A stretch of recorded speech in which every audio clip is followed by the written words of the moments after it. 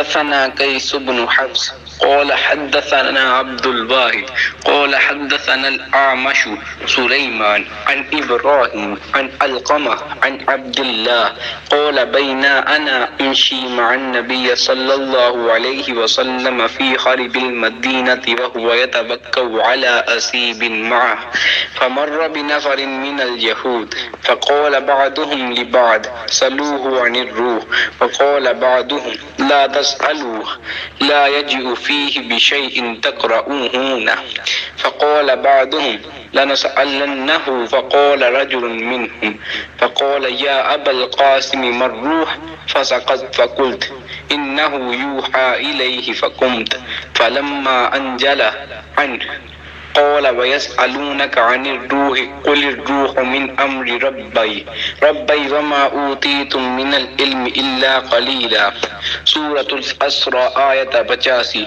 قال الأعمش هكذا في قراءتنا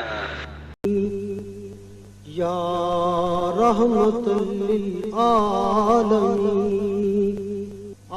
آئینہ رحمت بدن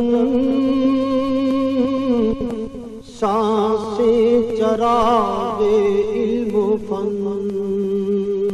حضرت عبداللہ بن مسعود کہتے ہیں کہ ایک مرتبہ میں رسول کریم صلی اللہ علیہ وآلہ وسلم کے ساتھ مدینہ کے کھنڈرات میں چل رہا تھا اور آپ کھجور کی چھڑی پر سہارا دے کر چل رہے تھے تو کچھ یہودیوں کا ادھر سے گزر ہوا۔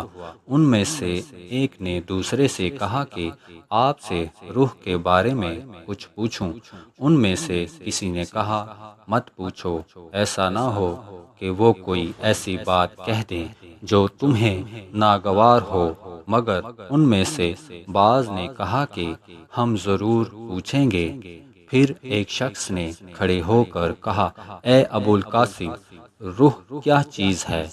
آپ صلی اللہ علیہ وآلہ وسلم نے خاموشی اختیار فرمائی۔